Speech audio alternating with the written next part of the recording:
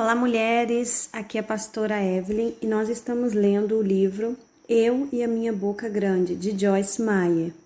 Este é o áudio 5. Vamos ler o capítulo 5, Tornando-se porta-voz de Deus.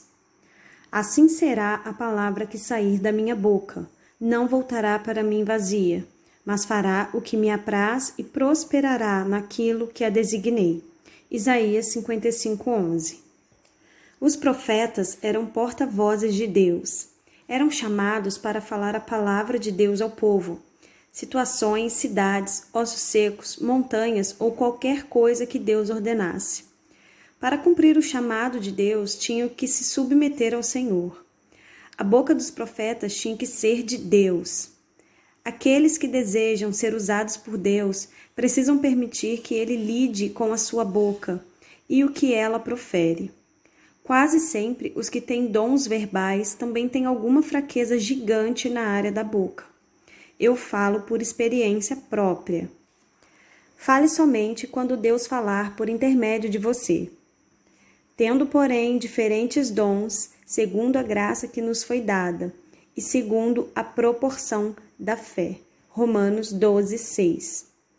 Como ministra do Evangelho, sou uma porta-voz no corpo de Cristo. Tenho o privilégio tremendo de ensinar a palavra de Deus por todo o mundo. Eu ensino muito.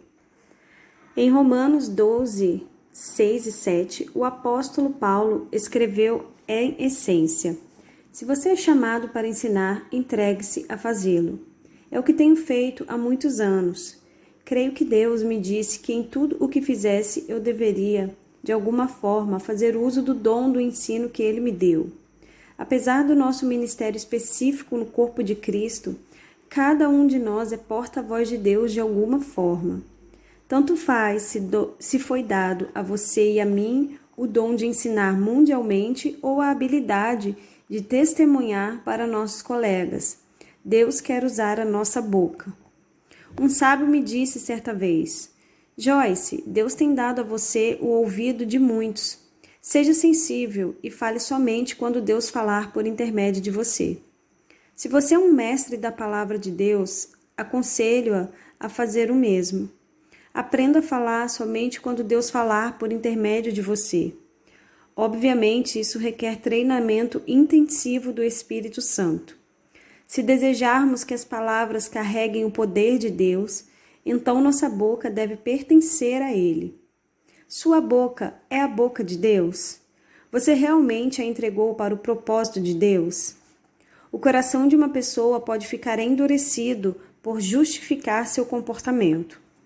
Durante muito tempo, arrumei desculpas para os problemas da minha língua, colocando a culpa na minha personalidade, nos abusos do passado, no fato de me sentir mal ou estar cansada demais. Na verdade, a lista de desculpas quando falhamos em conformarmos com a vontade e a palavra de Deus é infinita.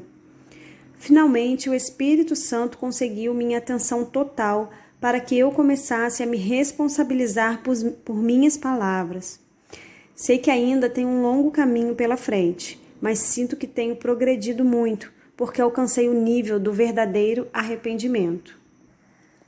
A responsabilidade de ser um mestre. Meus irmãos, não vos torneis muitos de vós mestres, sabendo que, havendo de receber maior juízo, uma responsabilidade maior ou maior condenação. Porque todos tropeçamos em muitas coisas. Se alguém não tropeça no falar, é perfeito varão, capaz de refrear também todo o corpo. Tiago, capítulo 3, 1 e 2. Sabemos que Deus lida com todos, mas creio que há uma diretriz rígida para aqueles que são mestres da palavra. Espera-se que os líderes mostrem um grau de maturidade e domínio próprio que sirvam de exemplo aos que os estiverem sob suas lideranças. Eles devem seguir a Cristo e mostrar o caminho com sua vida, respaldada pela palavra de Deus. Em 1 Timóteo, capítulo 3, 2, o apóstolo Paulo escreveu que os líderes espirituais devem ter domínio próprio. Estou certa de que uma das áreas em que eles têm que exercer esse fruto do Espírito é a língua. Aqueles que são treinados para ser porta-vozes de Deus frequentemente são usados para trazer encorajamento, consolo e edificação aos outros. Há tempo para correção e repreensão, mas também há tempo para falar uma palavra temperada ao cansado, trazendo conforto.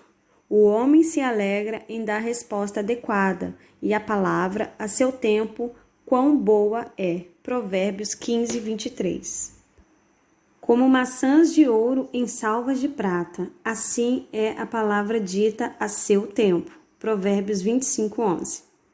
O Senhor Deus me deu língua de eruditos, para que eu saiba dizer boa palavra ao cansado.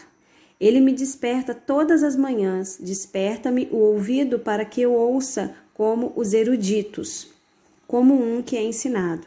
Isaías 54. Essas 3 passagens merecem meditação. São realmente incríveis.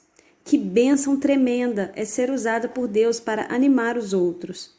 Podemos abençoar as pessoas com as palavras de nossa boca. Podemos falar vida para elas. O poder da vida e da morte está na língua, como diz Provérbios 18, 21. Podemos escolher falar vida. Quando edificamos ou exortamos, estamos impulsionando-as. Pense nisso. Podemos impedi-las ou impulsioná-las, apenas com nossas palavras. Os pais deveriam ser mais cuidadosos no modo de tratar os filhos. Ser pai é uma responsabilidade incrível. Deus confere autoridade ao papel de pais. Como pais, os casais têm autoridade sobre a vida de seus filhos, até que eles tenham maturidade para levar a própria vida. Por causa dessa autoridade, as palavras dos pais têm o poder de encorajar ou desencorajar uma criança. As palavras dos pais podem curar ou ferir. Quando uma criança foi ferida emocionalmente por um professor ou por outra criança, os pais podem ser usados por Deus para ajudá-la a se recuperar rapidamente e restaurar a sua confiança. No entanto, palavras duras ou palavras sem entendimento podem aprofundar ainda mais a ferida. Quando as crianças cometem erros, o que ocorrerá milhares de vezes, os pais precisam saber como ensiná-las, como criá-las na disciplina e na admoestação do Senhor, como diz Efésios 6:4. É muito importante que os pais não façam uma criança se sentir estúpida, desajeitada ou inadequada. Isso pode acontecer se não forem sábios com as palavras. As crianças são frágeis e mais sensíveis nos primeiros anos de vida. Nesse período, é fundamental que os pais ajudem os filhos a se sentirem seguros e amados. Hoje, muitos pais têm problemas e pressões tremendas e quase não encontram tempo para ministrar a seus filhos sobre seus desafios. Há uma tendência de se pensar: isso é coisa de criança, eu tenho problemas reais para tratar. Se você tem filhos e eles forem feridos, lembre-se de lhe dizer uma palavra temperada, uma palavra que irá curá-los e encorajá-los. O dom de exortação. Consolai-vos, pois, uns aos outros e edificai-vos reciprocamente, como também estáis fazendo. 1 Tessalonicenses 5:11. O dom de exortação está em Romanos 12:8. Ele é um dos dons ministeriais conferidos pelo Espírito Santo a certos indivíduos. Em João, capítulo 14, 26, o Espírito Santo é chamado de Consolador. Ele exorta as pessoas em seu crescimento com Deus, encorajando-as a ser tudo o que elas podem ser para a glória de Deus. Como um consolador e um exortador, ele unge outros para esse ministério. Você e eu devemos compreender que exortação é um ministério muito necessário. Há sempre muitas pessoas na igreja que estão prontas a desistir a qualquer momento se alguma coisa não acontecer para encorajá-las. Como exortador, podemos realmente evitar que alguém retroceda ou desista. O Espírito Santo também é chamado de Consolador. Exortadores trazem conforto. Eles fazem as pessoas se sentirem melhores, com elas mesmas, com suas circunstâncias, com o passado, com o presente, com o futuro e com tudo mais que se refere a elas. Como vemos em 1 Tessalonicenses 5,11, o apóstolo Paulo instruiu os primeiros cristãos a continuar consolando uns aos outros. Qualquer pessoa que deseja ser um porta-voz de Deus deve ser ou se tornar um exortador. Algumas pessoas são muito ungidas nessa área. Conheço vários indivíduos que são exortadores naturais. Tudo o que lhes sai da boca é algo que conforta as pessoas. Meu dom ministerial não é exortação, mas tenho aprendido a sua importância e sempre tento me lembrar de que as pessoas estão feridas e precisam ser encorajadas. Cuidado com as palavras torpes. Não saia da vossa boca nenhuma palavra torpe, e sim unicamente o que for boa para edificação, conforme a necessidade, e assim transmita graça aos que ouvem. Efésios 4:29. Algumas pessoas creem que são chamadas para corrigir todo mundo. Deus concede dons que trazem correção. O apóstolo Paulo tinha um forte dom nessa área. Ele disse que corrigia as pessoas pela graça que lhe foi dada. Romanos 12:3. No entanto, pessoas que somente querem corrigir e nunca edificam, constroem ou consolam estão sem equilíbrio. Qualquer coisa sem equilíbrio desmorona.